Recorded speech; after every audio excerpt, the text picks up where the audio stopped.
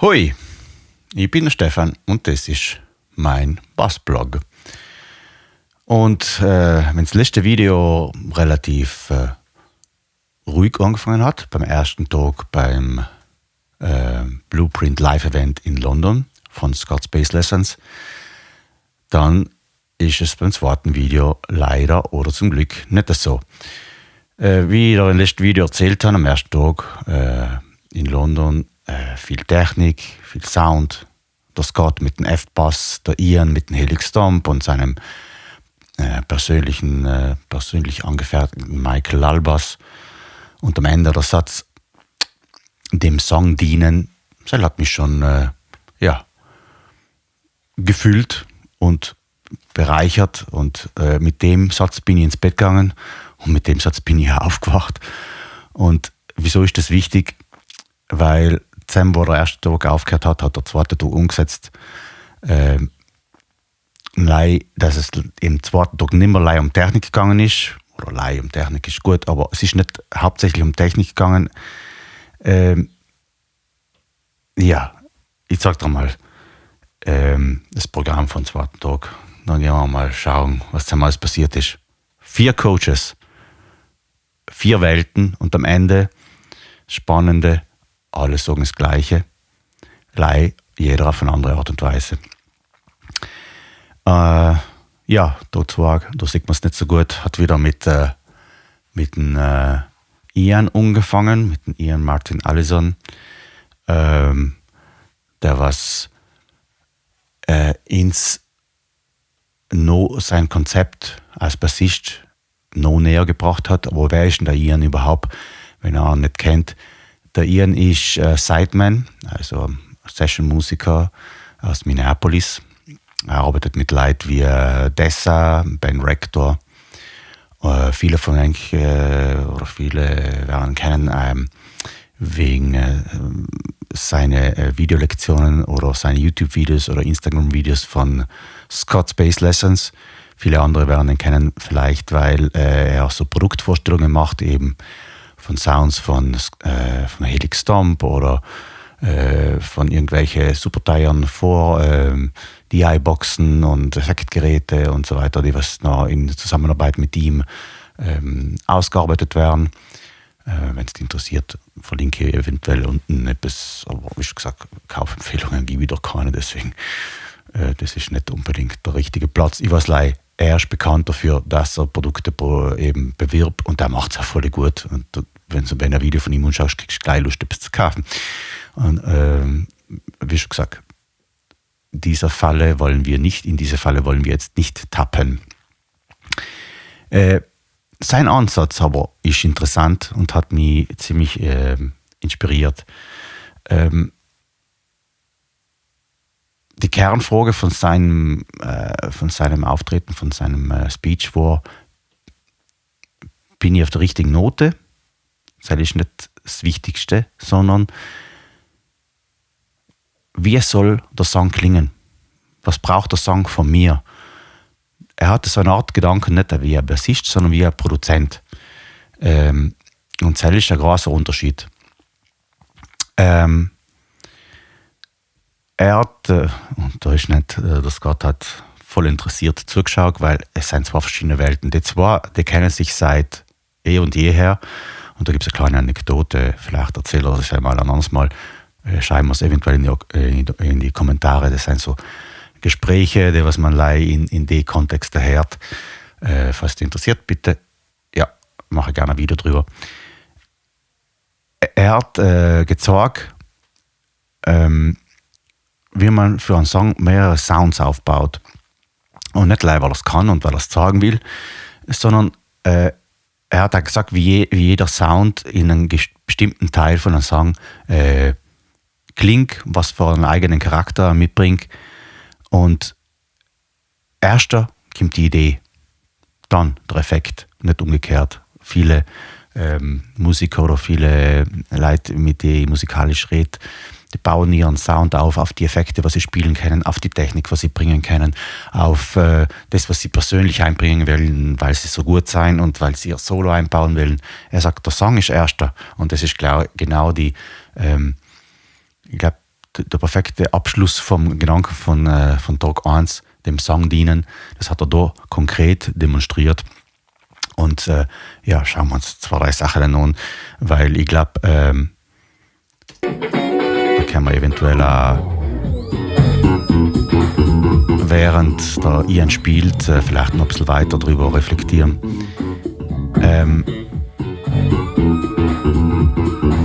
Was mich wirklich an der Musik interessiert, ist die Musik, nicht wie gut einer ist oder was er alles zu sagen hat. Vielleicht klingt das banal, aber was braucht der Song von mir, ist nicht, was brauche ich vom Song. Ja, nach 40 Jahren kämen mir solche Gedanken, wenn es interessiert, gern schreiben wir drunter. Kann man das gern vertiefen. Ich habe mir jetzt auch ein bisschen in Gedanken gemacht, ja, soll ich weiterhin da mit dir üben oder reden wir über, wie man Musik macht. Ja, die richtigen Fragen, nicht die Antworten sein, was mich gerade auch beschäftigen.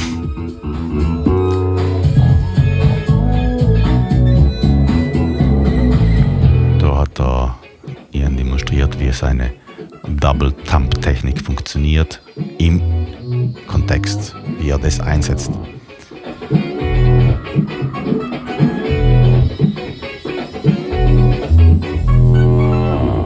Und mit den Effekten, cool. Ja, wie üblich, ich in der ersten Reihe habe natürlich das Privileg gehabt, das aus einer ganz anderen Perspektive zu sehen wie normal. Ja.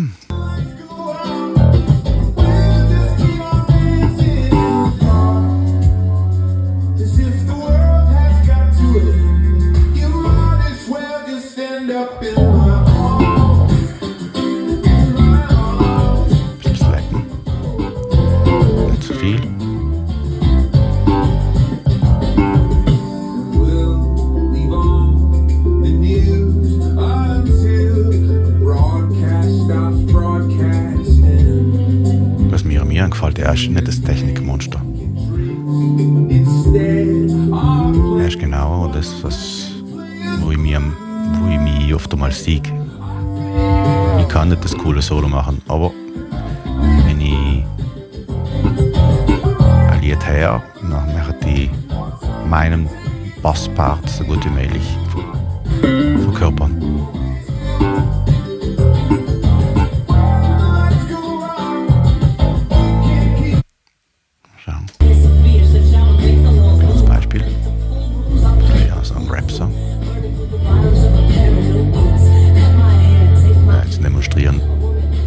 Vielfältigkeit von den musikalischen Projekten von Ian Martin Allison.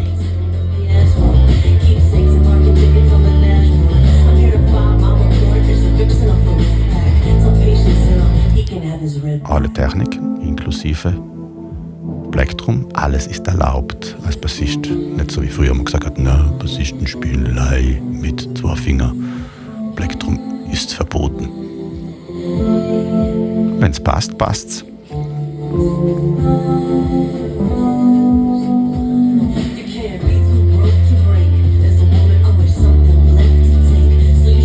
Ja, cool.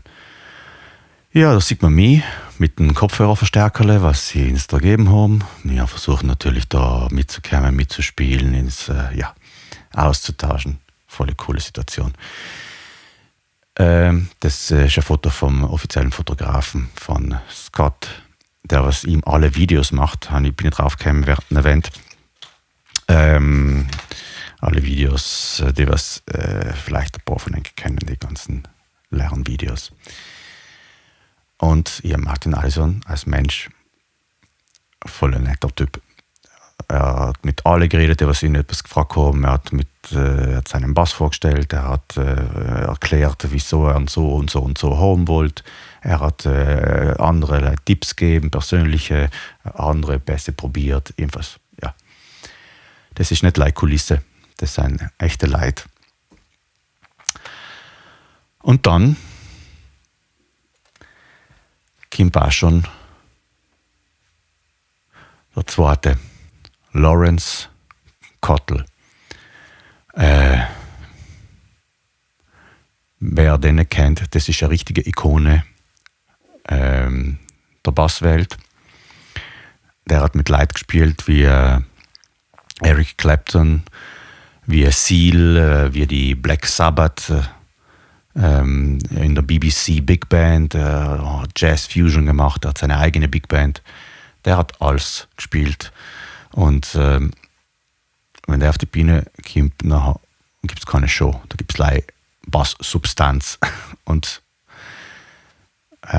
voll zugänglicher, netter Typ. Und hören wir uns mal an, was der so gebracht hat. Der hat seine Noten hingelegt, hat gesagt, ja, wir haben ihn nicht vorbereitet. Er hat Noten in der ganzen Audience verteilen lassen, der was er spielt. Sagt, ja, okay, probiere jetzt, demonstriere mal, was ein professioneller Bassist auf meinem Niveau von dem verlangt wird. Du gehst in einen Proberaum rein, du gehst auf eine Bühne auf, hast vielleicht eine Probe, hast vielleicht eine Session, wo du spielen musst, hast nicht Zeit, dich vorzubereiten. Dann geben sie dir Noten. Ich sage, Science gerade da hinten. Schau, wie er interessiert ist. Du gehst auf die Bühne und musst einfach spielen und nicht Shapes, nicht improvisieren. Du hast deine strikten Vorlagen.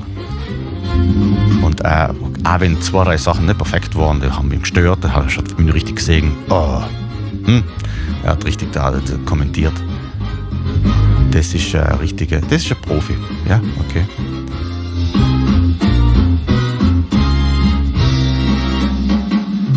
Wenn ich an Akkord Folgesig denke, nicht an Noten, denke an Shapes, denke an Fingersätze, denke an das, was ich gelernt habe in der letzten Zeit. Der denkt an Noten. Und sag auch wieso, ja, Musik ist gemacht aus Noten. Wenn du wirklich eintauchen willst in die Sprache, dann musst du die Schrift von der Sprache lernen. Also ganz eine einfache Anekdote. Lesen, schreiben. Und wenn nicht von dir verlangt wird, dass du ein Solo machst, dann musst du lesen lernen, das vorlesen, was du zu spielen ist. Deswegen Noten voll wichtig. Das hat mich wieder immer ein bisschen aus dem Konzept gebracht, weil oft einmal in die Videos von Scott, wenn du so gewisse Kurse machst wie in Fretboard Accelerator, da geht es hauptsächlich um Shapes und Fingersätze. Und man denkt, ja, das ist ein cooler Ansatz, um einzukommen ins Griffbrett kennenlernen. Aber das ist leider ein Mittel zum Zweck, um das Griffbrett kennenzulernen. Danach spielt man Noten. Gehen wir uns vielleicht noch. Ja. Irgendwann einmal hat ihn da. Es gibt 2 Anekdoten über ihn. Das ist ein Typ, der hat Jaco Pastorius persönlich kennengelernt bei einem von den letzten Auftritten, oder vielleicht den letzten Auftritt von The Weather Report. Dann waren sie hinter der Bühne und haben so angefangen zu ratschen. Und ich glaube, war der Junge, er war Student von, ich glaube, es war nicht Berkeley oder weiß nicht genau, wo das war. Dann haben sie über Bass und so weiter geredet und er hat eben, Jaco Pastorius ist halt eine Ikone von der Basswelt. Er hat den halt kennengelernt, hat da sein persönliches Drama gespielt und danach sind sie rausgegangen und haben jongliert. Weißt, jongliert im Park, auf der Wiese von dem Musikinstitut. Weil es hat ihm Jaco Pastorius damals besser gefallen, als unbedingt auf die Bühne zu gehen und Solos anzuschmeißen. Ja, das ist die Ikone von der Walking Bass Welt. Da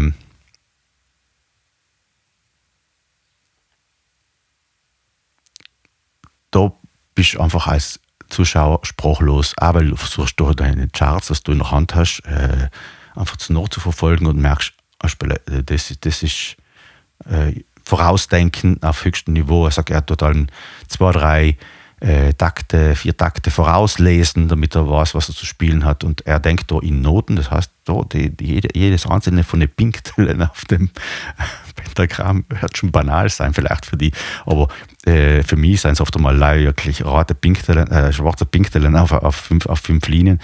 Das sind alles Noten, die haben alle einen Sinn, die haben einen Akkord, die haben eine Folge, die haben eine Richtung, die haben einen Kontext. Ja. Danach war ich schon fertig gewesen. Schauen wir uns noch ein paar Fotos an. Von einem guten Lawrence Cottle. Vielleicht noch ein kleines Beispiel. Schon vielleicht gehört.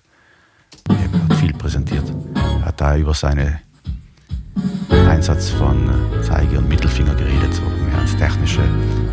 Er hat gesagt, ja, während Covid hat er viel Zeit gehabt zum Proben, zu üben. Irgendwann einmal hat ihn der Ian gefragt, ja, ich habe gesehen, du hast da beim Bass während dem Spielen eine Nummer gedreht. Was hast du denn da gemacht? Und er hat gesagt, ich glaube, ich weiß es selber nicht genau.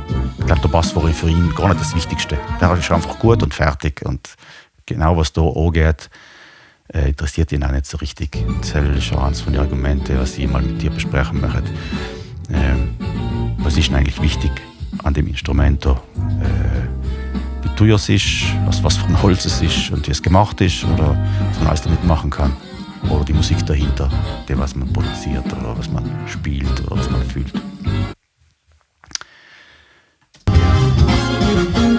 Schau mal die Geschwindigkeit an.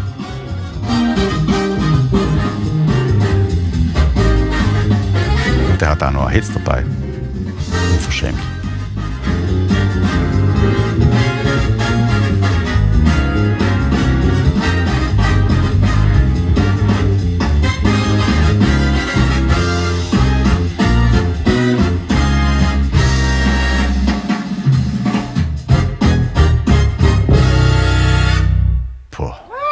Ja. Und dabei sind wir jetzt schon beim nächsten angekommen. Der Keith Pepperdy. Das ist ein britischer Bassist. Der hat im Musicians Institute in Kalifornien studiert und ist jetzt Coach, hat seine eigene Academy. Auf YouTube kannst du gern suchen. Vielleicht verlinke ich sie unten, wenn ich es nicht vergesse. Und er ist auch einer von den Dozenten von Scott's Bass Lessons im Blueprint-Kurs. Also ist einer von den Coaches, nicht mein Coach. Mein Coach kommt bei der nächsten Ausgabe vom Bassblog raus. Und dann präsentiere ich meinen Coach, das ist der Ryan Treblecock. Ja, was hat der Keith gemacht mit seinem super coolen 60er Jahre B-Bass? Den er noch einen anderen Coach geliehen hat, für die nächste Ausgabe. Kleine Surprise. Er ist wieder zurückgegangen. Also nach dem Lawrence Cottle hat er gesagt, ja, gehen wir wieder zurück zu den Fundamenten. Was ist denn wichtig beim Bassspielen auf der Bühne? Das Fundament, die Root Note, also die Fundamentale. Was erwartet sich die Band vom Bassisten? Und das zu demonstrieren, was hat er gemacht, was mich ziemlich aus dem Konzept gebracht hat, er hat uns alle auf die Bühne geholt, einen nach dem anderen, und gesagt, jetzt spielst du die 4 Akkorde und weich nicht an von Grundgroove, vom Feeling, von deiner Hauptaufgabe als Bassist.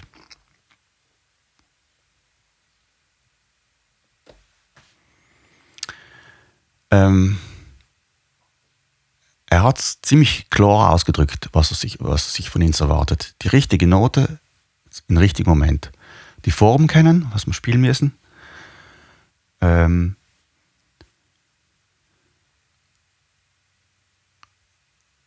Akkord nicht verpassen. Und das ist als Bassist keine Option. Du bist das Fundament von der Musik. Das klingt streng, aber es ist auch eine Befreiung. Was das bedeutet, man muss nicht alles kennen, aber man muss verlässlich sein. Die Band muss sich auf die verlassen können. Und das war nicht so eine rationelle Sache, die was ich verstanden habe. ich habe es an dem Abend richtig gespürt. Und jetzt zeige ich ein paar Momente, jetzt habe ich keine Aufnahme von dem Moment, aber da war eben die SBL, Scott Space Lessons All-Stars Bands und eine Beschreibung verlinke ich da auch die Namen von den 5 Leuten, von den 5 Phänomene, was da waren, weil einen sieht man nicht. Das ist der Jazz Moss, das hat Saxophon gespielt. Und ja, da war ich auf der Bühne. Und vor einem ganzen Saal voll Bassisten spielen ist nicht wie ein Konzert machen, wo du als Bassist hinter dem Schlagzeug oder neben dem Schlagzeug in der zweiten Reihe auf der Bühne stehst und du begleitest deine Band, aber du bist nicht im Vordergrund. Und da haben wir nicht Solos gespielt. Da haben wir 4 Akkorde gespielt. Punkt. Und wie du siehst, da ist die Konzentration schon ziemlich hoch auf der Bühne. Das war ein Moment, wo ich gesagt habe, okay, gehen wir wieder in die Demut, wieder in die Einfachheit zurück und sagen, ich bin's. Ich bin nicht im Vordergrund, ich bin der Bassist oder ich bin die Rolle des Basses auf der Bühne. Ich habe von dem Moment jetzt keine Aufnahmen. Vielleicht finde ich nur ihre und dann poste ich sie irgendwann. Vielleicht auf Instagram. Auf Instagram habe ich ganz viele Impressionen von den 3 Tagen gepostet. Vielleicht schau schon mal auf mein Profil, wenn es dich interessiert. Ja, und den nächsten Coach, den nächsten kennen wir schon, das ist der Scott. Der Scott ist auf die Bühne gegangen mit phänomenalen Musikern und hat live demonstriert, nicht mit Backing-Tracks, wie man improvisiert. Und Cell ist von mir gesehen, glaube ich, einer von den bereicherndsten Momente gewesen, wo ich ihn Scott gesehen habe, wie er wirklich eine Basslinie aufbaut und was er macht, weil alles, was man so sieht von ihm, ist ziemlich strukturiertes Online-Lernen, super coole Interviews und im Blog, was er mit den Ian macht oder mit anderen coole Bassisten, aber er, der fast 1 Million Abonnenten auf YouTube hat, der Gründer von Scott Space Lesson ist und eben viel vom Skript liest, während er demonstriert und so weiter und so fort, die ihn da ganz spontan zu sehen, das war ziemlich bereichernd. Und da sein Pedalboard halt so, ja, ich habe es schon im letzten Video gesagt, einfach gleich verkabelt, ohne einen großen Aufwand, mit der Stofftasche hingetragen, das hat mir gefallen. Er hat einfach gespielt. Mit Band, frei, über Standards, über Liedeln. Gehen wir schauen, ob es vielleicht da... Ah ja, da ist die Szene von ihm, der was seine Sachen auspackt mit seinem Sackel. Ja, zum Glück hat das jemand anders aufgenommen, das Video ist nicht von mir. Ja, kommt da her mit seinem Kofferle. Und jetzt hören wir uns mal an, was er so alles gemacht hat.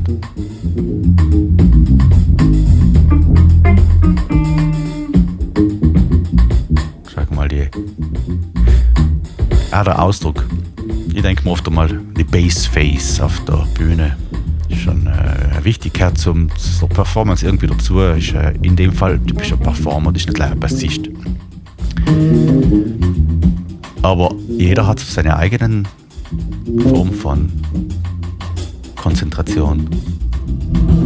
Bitte schau in der Beschreibung. Der Nick Swark, war der Gitarrist. Bitte schaut da die Beschreibung und lest die anderen Namen von den Musikern. Ich bin jetzt effektiv.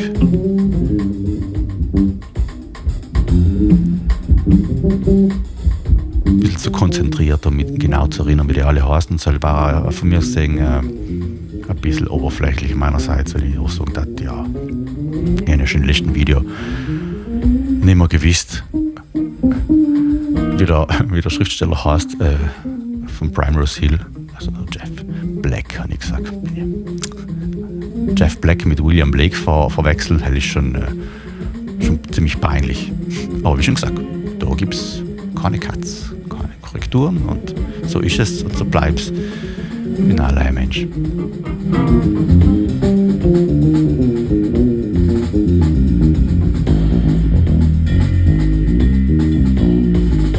Mal schauen, ob er es packt, der Scott auf seinem F-Bass zu bleiben und seine anderen Bässe alle zu verkaufen.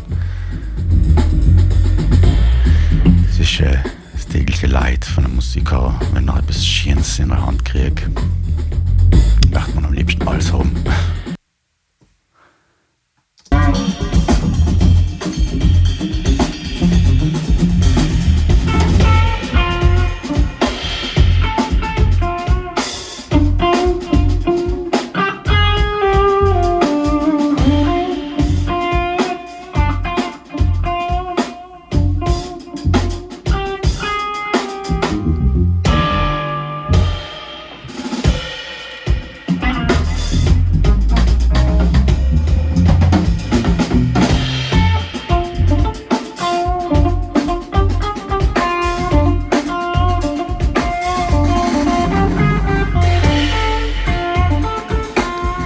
Ja, da habe ich mir noch 2 Notizen gemacht, die vielleicht wichtig sein in dem Kontext. Der Ton beginnt nicht mit der Note, das beginnt mit der Haltung, es beginnt mit der Intention, mit der Entspannung, bevor man den Finger setzt. Das ist, es beginnt lang vorher und das kommt auch aus meiner Erfahrung im experimentellen Theater, was ich in Bologna gemacht habe, lange Zeit her. Die Stimme, damals hat mich die Stimme interessiert als Ausdruck, beginnt nicht im Mund, beginnt viel vorher im Körper, in der Absicht, im Raum. Und ja, wie ich sage, Musik ist eine komplexe Sache und ist nicht gleich Technik.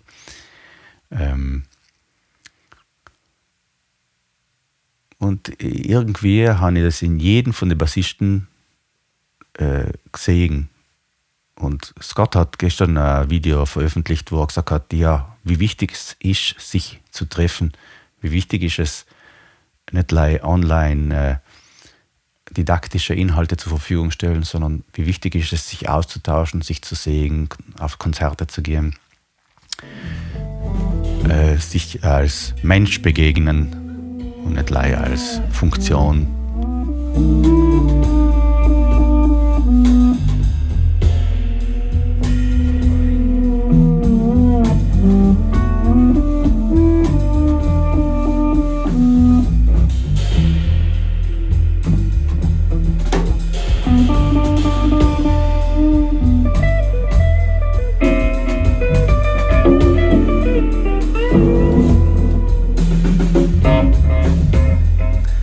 Sag mal, wie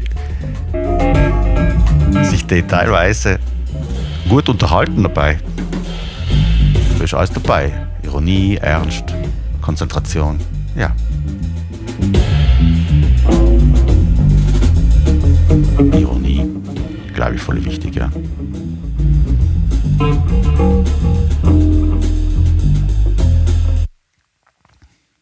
Ja, und danach sind wir auch schon, jetzt ich habe noch viele Videos.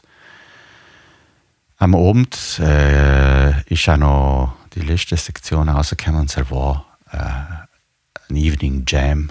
2 Tage, also am 2. und am 3. Tag hat es noch 2 Stunden Jammen gegeben, wo man hat können auf die Bühne gehen und mit der SBL All-Stars Band, also mit den einzelnen Musikern, die was von Scott eingeladen worden sein, probieren, sich eben zu spielen. Viele haben sich da richtig vorbereitet drauf und haben richtig Stickeln einprobiert und gesagt, Band, jetzt machen wir den Giro, jetzt machen wir das, jetzt machen wir das andere. Ja. Und da ist halt der Jazz Moss, der ein super cooler Bassist ist. Ich habe gar nicht gewusst, dass er auch Sax spielt. Aber, wie schon gesagt, das sind vielseitige Musiker auf der Bühne. Und geleitet ist die Evening Jam geworden durch Ian, der was die Inputs gegeben hat. Okay, that's all you need to do to be successful. Maybe you play an idea. Here's the idea.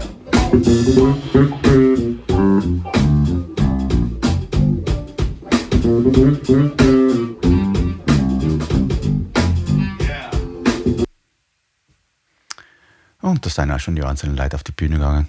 Und ich würde sagen, für heute beenden wir das Video mit einer Hommage an Musa Henderson, der was mir einen Bass glichen hat, den weißen schönen P-Bass. Und das war sein Moment beim Live-Jammen.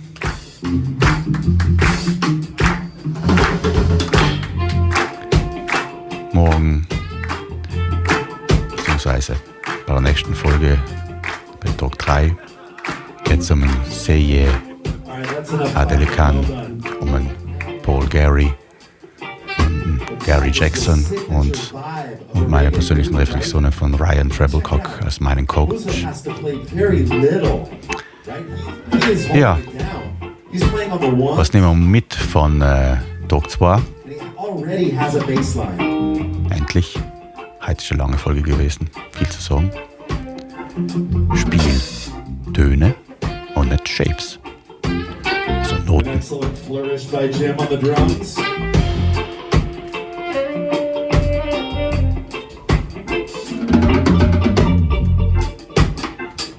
Alright, I'm going to be so bold as to say we're going to bring this down a tiny bit in dynamic, and I want Jazz to find a melody. I want you to find what would Bob Marley sing over this, and I want you to play that.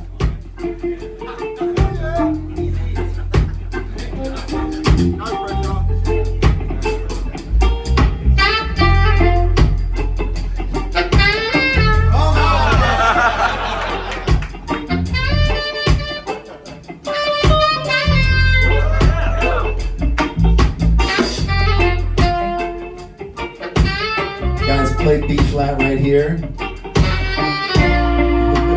Back to F. Do it again, Jazz. One more.